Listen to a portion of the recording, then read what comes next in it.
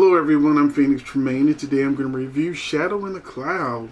This movie was directed by Roseanne Liang, writers Max Landis and Roseanne Liang, starring Chloe Grace Moretz, Nick Robinson, and we're just going to get right into this review because I know you're going to want to see all the great things happen on this channel, because you're going to subscribe, you're going to like. I'm speaking this into existence. Hopefully you'll do it. I do great stuff. And I'm going to be doing a lot of things on this channel. But one of the things I'm going to do on this channel is warn you not to go see this movie. Don't waste your time the way I wasted my time. I'm a Chloe Grace Moretz fan, so I took the plunge. And now I wish I didn't. So I'm going to give you the summary of this film. It's in August 1943. Maud Garrett, a female flight officer, is assigned to travel with the top secret documents from Auckland, New Zealand to Samoa. However, as soon as she arrives at the base, she witnesses a ground crew ramper inexplicably disappearing before her eyes, just before suddenly finding herself standing right in front of her transport, a B-17 bomber christened the Fool's Errand, because it would be a fool's errand to watch this movie. So the bomber's crew gives her a mostly derisive welcome. Basically, in a lot of these female-led films, the men are trash, and so they're extremely misogynist, and there's only one good guy on the whole plane, maybe two. And she's quartered in the Sperry for the takeoff with no room for her document bag. She reluctantly allows the only crew member friendly to her, Walter Quaid, to store it. While stuck in this turret, Maud suddenly sees gremlins tearing apart the plane while they're in the air, and they've got Japanese people trying to shoot them down. So what makes this movie stupid? When you watch an action movie, a lot of times you have to just not think about physics and not think about, pain and what would happen with a normal person. But sometimes it's sort of like you just can't get past it because it's just too stupid. Now, if it's meant to be a comedy, sure, then you just go with it. But sometimes you're like, I'm sorry, this movie just got way too dumb for me. Now, the first few acts of this film is just Chloe Grace Moretz in this turret, basically fighting gremlins. And I'll tell you one of the stupid moments.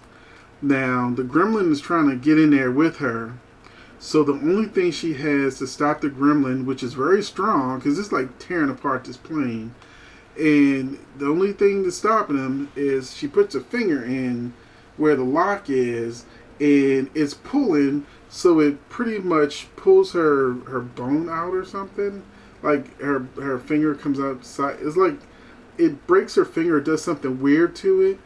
I don't know medically what happened because she was able to like crunch it back in or whatever. I didn't know you could do that with fingers, but okay. I mean, I know that you do it with the shoulder or something, but when your finger is disformed and it's longer than it should be, I think that's more than just a crunching it back in. But it doesn't matter because this gremlin has stabbed her with its claws.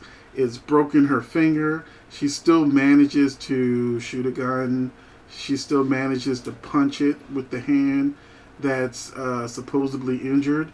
She falls hanging on to the plane like Tom Cruise in Mission Impossible, with a hurt shoulder and an arm, and the plane's probably going however fast it's going. No human, especially one that's hurt, could possibly hold on. But it's an action movie. We go, okay, so, we let the guys do it all the time. We don't say nothing. But then she actually falls out as the Japanese plane is exploding, and the explosion pushes her back up into the plane. She falls out the plane. A plane beneath her explodes, and the explosion pushes her back up to the plane.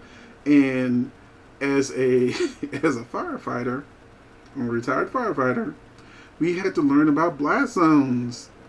And that can't happen unless you're in a cartoon, because you would be killed by the explosion or the debris. Like we were told when we had to learn this stuff, that it's not really the explosion you have to worry about as much as, depending on what blast zone you're in, but the debris is one of the major things that can cause blunt force trauma and things like that.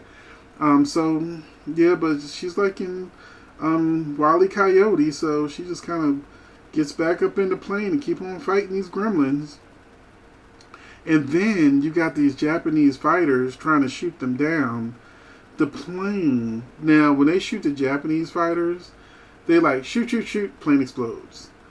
This plane not only has gremlins ripping it apart, but it also has the Japanese fighters constantly shooting it. Bullets are just ripping through the plane the whole time, killing people and everything. But it didn't explode. It don't do nothing. It just keep on flying. And I'm like, so, and the gremlin's been down there for a while, because it's like a bunch of them, ripping things apart. And I'm like, the engine's still working, and but y'all at this point have like one engine working. The plane has been shot up to smithereens. Most of the crew is dead, and yeah, we're still acting like this is possible. And it culminates. Okay, it culminates. And there's another explosion that, I'm not going to say nothing about this explosion, because they do it in Die Hard. They do it because it's cool to look at that these people this close to something that explodes aren't hurt at all. And then there's this stupid fight with the gremlin, where it's mano a mano. She's mad, so now she's gonna kick this gremlin's ass. So this gremlin has these claws, and I'm like, why isn't the gremlin using his claws to fight? She's boxing this gremlin like it's a person, and I'm like, when you thought it couldn't get any stupider. The movie said, hold my beer. We're going to do this stupidity too. So we spend most of the movie with just her. And I could have dealt with the movie if it was just that, and said, okay, it's just some artistic film. But, they had to go the cartoon route, and then the plot wasn't that good. And, so many things were happening. They weren't believable. Why is the plane still in the air and the Japanese people are still shooting the plane? Meanwhile, they're still shooting down Japanese fighters. And the Japanese are hitting the plane, but it doesn't go down. And then you also got gremlins that can fly that are ripping the plane apart too. It was just stupid.